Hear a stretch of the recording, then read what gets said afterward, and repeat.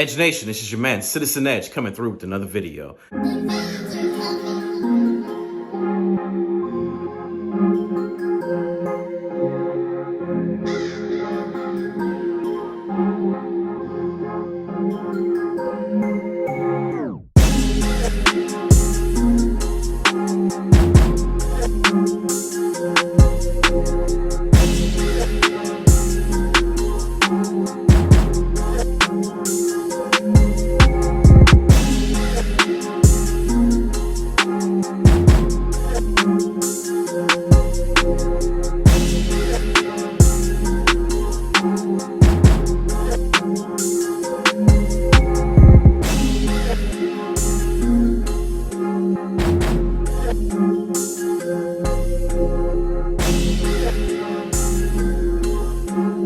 Concealed Carry Headquarters, where we're practical and not so much tactical.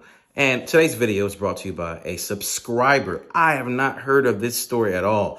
I never heard of it, never seen the video. So we're going to see this together, straight, raw, live in the flesh. But before we get started, make sure you support the channel. And since we're talking about guns, do you have a holster? Do you need a holster?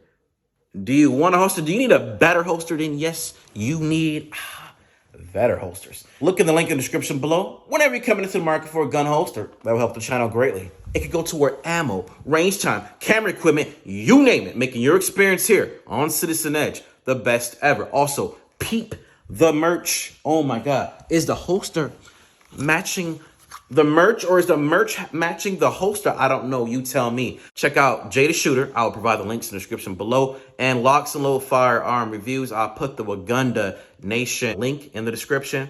Make sure you tell them Citizen Edge sent you. You know what I'm saying? Also, the patch is coming out. I'm going to get mine. I just copped one. You know what I'm saying? Make sure you do the same thing. And once I get my referral code, make sure you tell them and let them know that you found out about Waganda Nation right here first on Edge Nation. You find out about Waganda Nation on Edge Nation. You know what's up. But let's get into this video. I have to take a seat because I have 3 sisters. I have a beautiful wife, beautiful children, beautiful daughters. I don't know how you were raised, but anything that pisses off a sister, you know what I'm saying? It pisses me off, you know what I'm saying? Now let's get into this video. All right, here we go. So I'm going to tell you about my day, and yes, I've been crying because I'm very upset right now. But today, a man walks in and literally buys every case of ammo that we have on the shelf. So while I'm checking him out, he goes, "I'm going to kill all communists." And I just didn't say shit because people make dark jokes about communism all the time. But obviously that's not fucking funny. So then he goes, "And I'm going to shoot all Black Lives Matter. Not that you're a bad person or anything." And obviously I got heated at that point. So I said, "If you say so." And then I realized I needed to shut the fuck up because he was threatening to kill people. And this isn't a moment for me to be Micah. So I shut the fuck up. And then he was like, "No, I'm serious. I have thousands of rounds of ammo at my house, 130 guns. You need to warn your people." And I just sat there and didn't say shit. And then he fucking goes. He fucking says, "I'm not going to let you people take over my country. God bless the Constitution." And then he left. It was never your country to begin with. Sweetie, you stole it. Facts. You stole it. And you stole us. You brought us here. So then we called the police, obviously, and he got a fucking citation, a ticket. He had to pay a fine. That was it. Because he didn't make a direct threat towards me. Did they not see what the fuck happened in Kenosha? He shot and killed Black Lives Matter supporters. Do they not see that they raided the Capitol? They're fucking crazy. And they don't care about us. Ugh. And for the people, because I know there's some of you out there, you just don't have the balls to slide up on my story. But for the people that are like, "Oh my God, she's overreacting." Like, obviously he just got a ticket. Like, he wasn't obviously going to do it. He was bluffing. Hand me some of the fucking privilege. Hand me some of it. Because obviously you didn't care about who won the election, because it wouldn't have affected your life in any way, shape, or form. Hand me some of the privilege, please. That's literally why he got only a ticket, was because of white privilege. Because if it would have been a black man going in there saying that he was going to shoot and kill white women, he probably wouldn't have made it home that day. Nope. So don't sit there and say that I'm overreacting or that anyone that has gone through a situation like this is overreacting, because we're fucking not, and you will never understand. All right, so I had to change, environments. I had to get into a nice comfy chair because this is what I got to say about it. The time of Black people being scared is over. not only came the wave of buying guns, but the wherewithal to knowing more about guns and training with your guns. Then you have platforms like me that spring up that promote self-defense and the empowerment of Black people and people at large. And how it relates to it is that I commend the young lady. I really do. She's young. She was there by herself on the island. Doesn't look like she had much support from her co-workers, and definitely not any support from, of course, your trusty law enforcement officers. So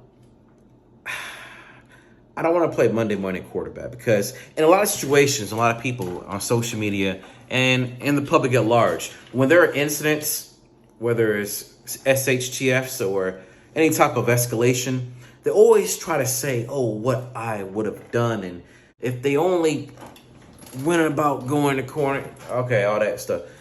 That is tactical bullshit, okay? That's why I want to focus from a real life perspective, a practical sense. Until you're in a situation, you're not gonna understand the idea about not being perfect, the stress, being caught off guard, even though you may have your antennas and your situational awareness up to par.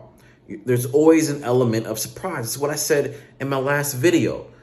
So while we try to aim to be perfect the morning after the incident, as we are literary first responders, not seeing none of the action and want to pretend that we're Mr. Perfect, put yourselves in their shoes. Have you ever experienced a situation where you're caught off guard or pushed out of your comfort zone? How did you react? Did you have any flaws? Did you stumble or did you stutter? Of course you have, but will you ever lay out there for the public to see, to criticize? But when it comes to this treasonous, this traitor, this punk threatening to wipe out Black people, you're not the only ones with guns. Those who were scared before are not scared anymore. Those who weren't scared before, we stay ready.